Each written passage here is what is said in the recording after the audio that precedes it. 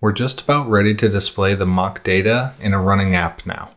We just need to hook up updates based on ViewModel changes in our HomeFragment, and then add our fragment to the main activity.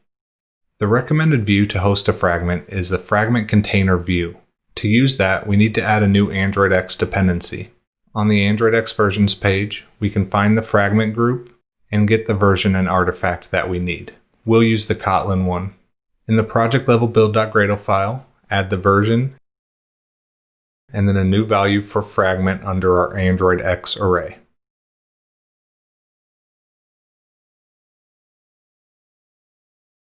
Now open the app modules build.gradle file and add an implementation dependency on this new library. We also need to add a dependency on the home module so we can access the home fragment. Now we need to update the activities layout. So open the activity main layout file, and the only view we need in here is the fragment container view. We'll give it an ID of screen container, and then we can move on to the main activity class. Here we'll just do the normal fragment flow of if saved instance state is null, we'll execute a new fragment transaction to add our home fragment to the screen container. Now we need to update our home fragment to respond to ViewState updates from the ViewModel.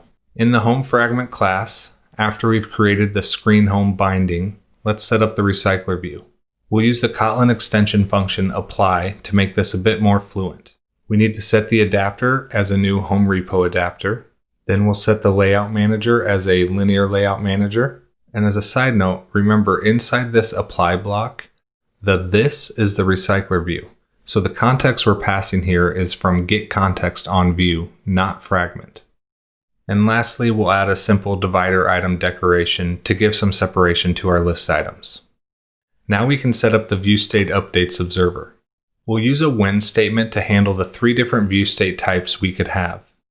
For each, we'll delegate to a separate function, passing the binding and the state for ViewStates other than loading. This is nice because we don't have to keep a reference to our binding in the fragment, which normally leads to having to constantly perform null checks. We can use quick actions to create these functions as needed. For loading state, we only want the loading indicator visible, and the other 2 views will be gone. In the loaded state, we want error and loading views to be gone and our repo list to be visible. We also want to set the repo items from the view state on our adapter. And for the error state, we hide the repo list and loading views and set the error text to the value from our view state.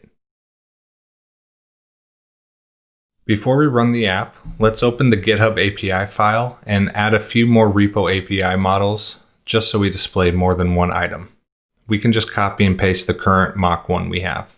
Now we can run the app and finally see something on the screen. It's a bit underwhelming, but we have a nice project framework setup that has distinct dependency lifecycle management through nested Dagger scopes. We'll continue building on this, and next up we're going to test this fragment with Espresso.